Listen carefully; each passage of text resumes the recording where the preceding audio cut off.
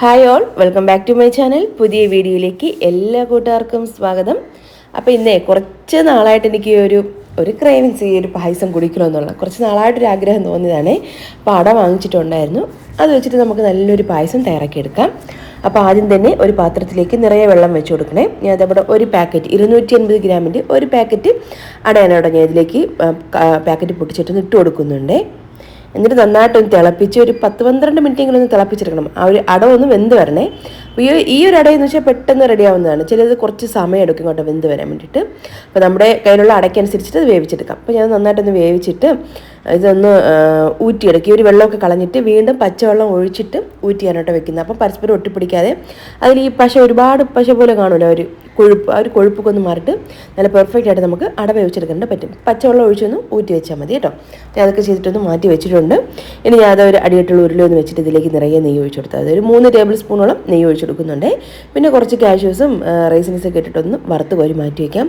തേങ്ങാക്കൊത്ത് ഇഷ്ടമുള്ളവരാണെന്നുണ്ടെങ്കിൽ അതും കൂടെ ചേർത്ത് ഇതിൻ്റെ കൂടെ വറുത്ത് വെക്കാം കേട്ടോ. അപ്പോൾ ഇതെല്ലാം കൂടെ ഒന്ന് വറുത്തൊന്ന്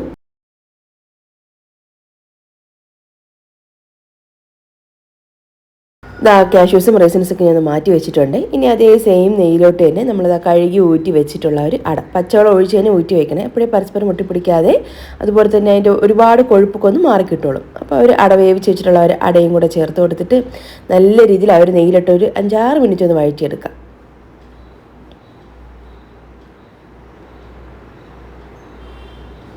ഇനി നമുക്കിതിലേക്ക് ചേർക്കാനുള്ളത് ജാഗരി സിറപ്പാണ് കേട്ടോ. ഞാൻ ഇത് ഉരുക്കി അരിച്ച് ഫ്രിഡ്ജിൽ വെച്ചിട്ടുണ്ട്. വെള്ളം ഒഴിച്ചിട്ട് തന്നെ മെൽറ്റ് ചെയ്തിട്ട് അരിച്ച് ഫ്രിഡ്ജിൽ സൂക്ഷിച്ചിരണം. അത് നല്ല തിക്കായിട്ടുള്ളത്. അതിൽ നിന്ന് ഞാൻ ഒരു 2 കപ്പ് ചേർത്ത് കൊടുക്കുന്നുണ്ട്. ആ ഒരു ശർക്കര പാനിയും കൂടെ ചേർത്ത് കൊടുത്തിട്ട് നന്നായിട്ടെല്ലാം കൊണ്ടൊന്ന് ഇളക്കിളക്കിയെന്ന് വറ്റിച്ച് നടക്കണം. അതായത് അടയിലൊക്കെ ആ ഒരു ശർക്കര പാനി നന്നായിട്ടൊന്ന് പിടിച്ച് കിട്ടണേ. ഇതൊക്കെയാണ് കേട്ടോ കുറച്ച് നമ്മളൊരു പായസം വെക്കുന്ന സമയത്ത് കുറച്ച് പണിയുള്ള കാര്യം എന്ന് പറയുന്നത്. നമ്മളിങ്ങനെ ഇളക്കി കൊടുത്തുകൊണ്ടിരിക്കണം. അപ്പോൾ ആ ഒരു അടയിലൊക്കെ ഈ ഒരു മധുരം നന്നായിട്ട് പിടിച്ച് കിട്ടുള്ളൂ. എപ്പോഴും കുറച്ച് ടൈം എടുത്ത് നമ്മൾ തയ്യാറാക്കുന്ന പായസങ്ങൾക്കാണ് ഒരുപിടി ടേസ്റ്റ് മുന്നിൽ നിൽക്കുന്നതന്നെ. അപ്പോൾ അങ്ങനെയുള്ളൊരു പായസം കേട്ടോ കുറച്ച് ടൈം എടുത്തിട്ടുണ്ടായിരുന്നു ഇതൊന്ന് റെഡിയാക്കി എടുക്കാൻ വേണ്ടിയിട്ട്. അപ്പോൾ അതൊന്ന് ഇളക്കി നമ്മൾ ഒഴിച്ചിട്ടുള്ള ഒരു ശർക്കര പാനിയൊക്കെ ഒന്ന് കുറുകി വന്ന് ഒരു അടയിലോട്ടൊക്കെ ഒന്ന് പിടിച്ച് വന്നിട്ടുണ്ട്. നമുക്ക് കാണുമ്പോൾ തന്നെ മനസ്സിലാവും ഒരു അടയിലോട്ട് ശർക്കര പാനിയൊക്കെ നന്നായിട്ട് പിടിച്ചിട്ടുണ്ടെന്ന്. പായസമൊക്കെ നന്നായിട്ട് കുറുകി ഒരു അടയിലൊക്കെ ഒരു മധുരമൊക്കെ ഒന്ന് പിടിച്ച് സെറ്റായി വന്നിട്ടുണ്ട്. ഇനി വേണം നമ്മളിതിലേക്ക് തേങ്ങാപ്പാൽ ചേർത്തെടുക്കാൻ വേണ്ടിയിട്ട്. ഞാൻ ഇവിടെ 2-ാം പാലും 1-ാം പാലും ഇട്ട് എടുത്ത് വെച്ചിട്ടുള്ളത്. 2 മീഡിയം സൈസിലുള്ള തേങ്ങ ചിരകിയിട്ട് കുറച്ച് വെള്ളം ഒഴിച്ചിട്ട് ഒരു 1.5 കപ്പ് പാല് 1-ാം പാൽ എടുത്ത് വെക്കാം. പിന്നെ കുറച്ചും കൂടെ വെള്ളം ഒഴിച്ചിട്ട് ഒരു 3 കപ്പ് പാല് എടുത്ത് വെക്കണം. 2-ാം പാല് അതാണ് കേട്ടോ ചേർത്ത് കൊടുക്കുന്നത്. അപ്പോൾ നമ്മളിതിലേക്ക് വീണ്ടും നമ്മൾ എക്സ്ട്രാ വെള്ളം ഒഴിച്ചിട്ട് 3-ാം പാൽ എടുക്കേണ്ട ആവശ്യമില്ല. ആ ഒരു 3 കപ്പ് പാല് തന്നെ ധാരാളം മതിയാകും. ആ ഒരു 3 കപ്പ് 2-ാം പാൽ ഒഴിച്ച് കൊടുത്തിട്ട് നന്നായിട്ടൊന്ന് കുറുക്കി ഒന്ന് എടുക്കണം കേട്ടോ. നന്നായിട്ട് തിളപ്പിച്ചൊന്ന് കുറുകി നന്നായിട്ട് വരണം. എങ്കിലും ഒരു പായസത്തിന് നമ്മൾ വിചാരിക്കുന്ന പോലെ നല്ലൊരു ടേസ്റ്റ് കിട്ടുള്ളൂ. അപ്പോൾ ഇത് ഏകദേശം ഒന്ന് കുറുകി തുടങ്ങിയിട്ടുണ്ട്. ഇനി നമുക്കിതിലേക്ക് ഒരു 1-2 ടീസ്പൂൺ ഏലക്കാപ്പൊടിയും കൂടെ ചേർത്ത് കൊടുക്കാം.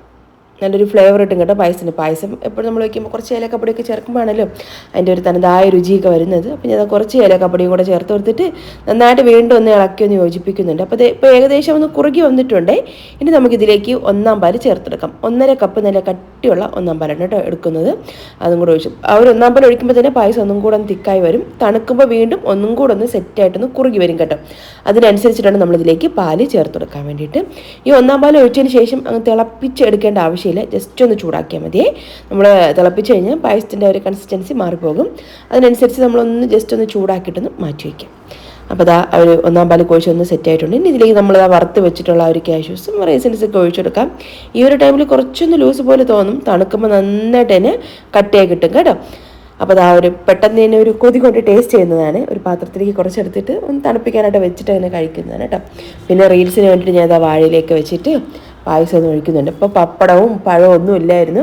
അതൊക്കെ വെച്ചിട്ട് ഇങ്ങനെ കുഴച്ച് കഴിക്കുന്നത് പോലെയൊക്കെ റീൽ എടുക്കണമെന്ന് വിചാരിച്ചു തരുന്നത് കേട്ടോ. അപ്പോൾ അതൊന്നും നടന്നിട്ടില്ല. എങ്കിലും ഞാൻ ജസ്റ്റ് ഒരു ഫോട്ടോയ്ക്കും പിന്നെ അതുപോലെ തന്നെ ഇങ്ങനെ കോരി വെക്കുന്നതിൻ്റെ ഒരു ഭംഗിക്കൊക്കെ വേണ്ടിയിട്ട് ഒരു വാഴയില വെച്ചിട്ട് അതിലേക്ക് പായസം ഒന്ന് ഒഴിച്ച് വെക്കുന്നതാണ്. എന്തായാലും സംഭവം സൂപ്പറായിരുന്നു. കറക്റ്റ് തണുത്തൊക്കെ വരുന്ന സമയത്താണ് ഇത്രയും തിക്കായിട്ട് കിട്ടും. അതിനനുസരിച്ച് നമ്മൾ പാല് ചേർത്ത് കൊടുത്താൽ മതിയാകും. അപ്പോൾ ഇത്രയേ ഉള്ളൂ. സിമ്പിൾ റെസിപ്പിയാണ്. കഴിക്കാനും നല്ല ടേസ്റ്റാണ്. അപ്പോൾ എന്തായാലും ഈ ഒരു വീഡിയോയും റെസിപ്പിക്ക് നിങ്ങൾക്ക് ഇഷ്ടമായിട്ടുണ്ടെങ്കിൽ മറക്കാതെ ലൈക്കും ഷെയറും കമൻറ്റൊക്കെ ചെയ്തൊന്ന് സപ്പോർട്ട് ചെയ്യണേ. അപ്പോൾ ഈ വീഡിയോ കണ്ട എല്ലാ കൂട്ടുകാർക്കും താങ്ക്സ്.